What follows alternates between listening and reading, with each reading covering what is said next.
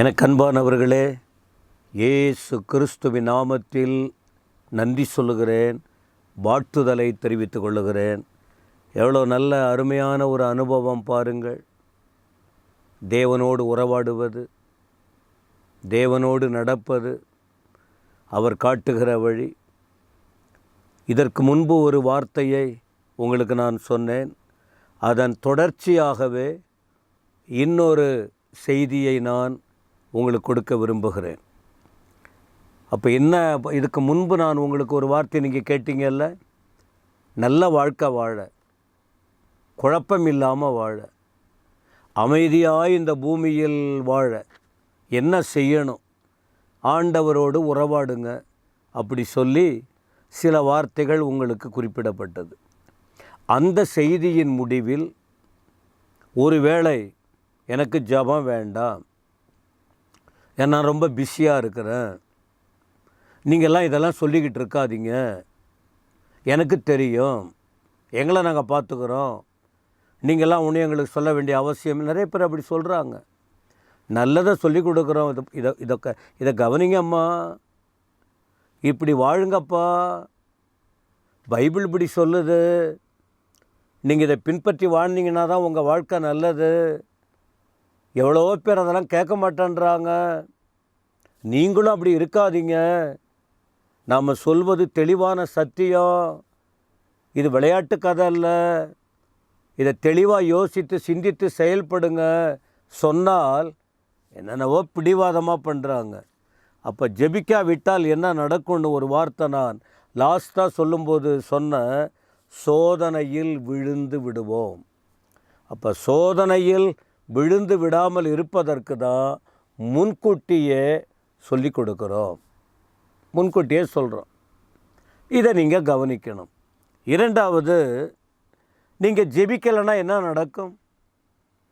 தேவனோடு உறவு கொள்ளாமல், தேவனோடு பேசாமல், உங்கள் உள்ளம் திறந்து நீங்கள் அவர்கிட்ட வெளிப்படுத்தாமல் இருந்தால் என்ன நடக்கும் தெரியுமா? மனதில் கவலை அதிகரிக்க ஆரம்பிச்சிடும். உங்கள் மனசு குழம்பி போயிடும், கவலை அதிகமாகிடும். நீங்கள் வழக்கமாக பேசுவதை விட, வழக்கமாக வாழ்வதை விட இப்போ அதிகமாக தேவையில்லாத பேச்செல்லாம் வாயில் வந்துடும். கவலை அதிகரிக்க அதிகரிக்க கோபங்கள் வரும், கோபங்கள் அதிகரிக்க அதிகரிக்க சண்டைகள் வரும், சண்டை அதிகரிக்க அதிகரிக்க ஒரு சமாதான குலைச்சல் உண்டாயிடும். காரணம், தேவனோடு தொடர்பு இல்லாததுனால மனக்கவலை அதிகரிக்கும். அப்போ என்ன செய்யும்?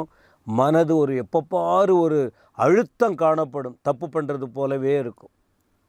இந்த மனசுக்குள்ளே அப்படியே ஒரு கல்லை வச்சு, ஒரு கல் இந்த நெஞ்சுக்குள்ளே இருக்கிறது போல அப்படின்னு ஒரு யோசனை வந்துடும். அது வெளியில் போகணுன்னா நம்ம சொல்கிறத கேட்கணும். பயம் வந்துடும், என்ன பண்ண போகிறோம் தெரியலையே, இவ்வளோ பெரிய காரியம் இருக்குது கண்ணு முன்னால், இதை எப்படி நாம் சொல்லி முடிக்க போகிறோம், இதை எப்படி செய்து சமாளிக்க போகிறோம்? தன்னை அறியாத பயம் வந்துடும். ஆண்டவரோடு நெருங்கினால் அந்த பயம் இருக்காது. ஆண்டவரோடு நெருங்கி ஜெபம் பண்ணால் மனக்கவலை இருக்காது. ஆண்டவரோடு நெருங்கி அவர்கிட்ட தன்னுடைய வாழ்க்கையை ஒப்பு கொடுத்து அவரோட தேடினால் குழப்பம் இருக்காது.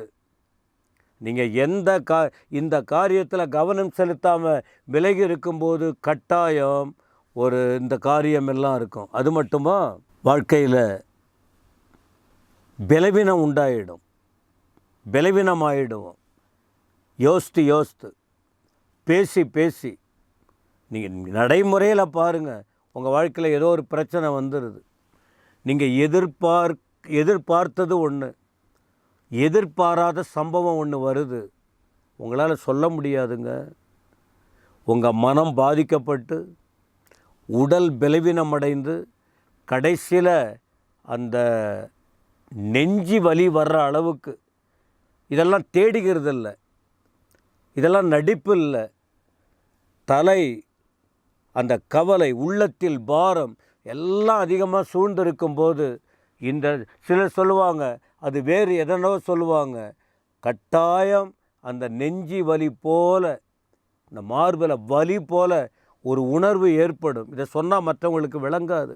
இது காரணம் நாம் தான் தேடுகிறோம். ஏன் தேவையில்லாததை நாம் பேசுகிறோம்? தேவையில்லாத சம்பாஷணை நாம் அப்படி நம்ம தான் தேடுகிறோம். எல்லாம் தவிர்க்க முடியாததனால் பல அனுபவம் உண்டு. எனவே அருமையானவர்களே, அந்த அழுத்தம் நீங்கி இன்னொன்று மட்டும் இல்லை, ஆவிக்குரிய பலவீனம் உண்டாயிடும். மாம்சமும் பலவீனமாக இருக்கும். உங்கள் ஆவிக்குரிய வாழ்க்கையில் பலவீனம், ஆவியில் அப்படின்னா ஆவிக்குரிய வாழ்க்கை, ஆவியில் நீங்கள் பலவீனம் ஆயிட்டீங்கன்னா ரொம்ப ஈஸியாக வாழ்க்கையில் விழுந்து போயிடுவீங்க. பிசாசு பார்த்துக்கிட்டே இருப்பான். அவன் பார்த்துக்கிட்டே இருப்பான். ஒரு அசைவையும் நம்ம சில நேரத்தில் சொல்லுவோம், என்னால் முடியும். தாவீது சொல்கிறார், என்னால் நான் ஒரு சேனைக்குள்ளே பாய்ந்து போவேன், மதிலை தாண்டுவேன். அது அவருடைய விசுவாசம். தாவீது விசுவாசம். அவர் அதை பண்ணார். அவர் தெய்வத்தோடு இருந்தார். அவர் தேவனோட பேசினார். அவர் தேவனோட நடந்தார். அவர் தேவனுக்கு ஏற்றபடி செய்தார். அதனால் அவரால் முடிஞ்சது. ஆனால் நம்ம கர்த்தரோட நெருங்கலைன்னா, எந்த ஒரு காரியத்திற்கும் அசட்டையாக இருந்து அசதியாக இருந்து நீங்கள் தேவனோட நெருங்கலைன்னா நீங்கள் பலவீனப்பட்டு போயிடுவீங்க. தேவ பிரசன்னம் உங்களை விட்டு விலகிடும். தேவ பிரசன்னம் விலகிடுச்சுன்னா நீங்கள் உங்களால் ஒன்றும் பண்ண முடியாது. ஏன்னா இது ஆண்டவரே சொன்னார். மத்தேயு 26:41 தேவனே இந்த வார்த்தையை சொல்லியிருக்கிறார். இந்த மாம்சம் பலவீனமாயிடும். 26:41 பாருங்கள். நீங்கள் சோதனைக்கு உட்படாதபடிக்கு விழித்திருந்து ஜெபம் பண்ணுங்க. சோதனை வரும், கவலைகள் வரும், உங்களை கீழே தள்ளக்கூடிய பிரச்சனைகள் வரும், நீங்கள் பலவீனப்பட்டு போகிற நிலைமைகள் வரும்.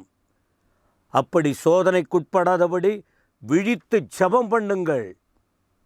ஆவி உற்சாகம் உள்ளது, மாம்சமோ பலவீனமானது.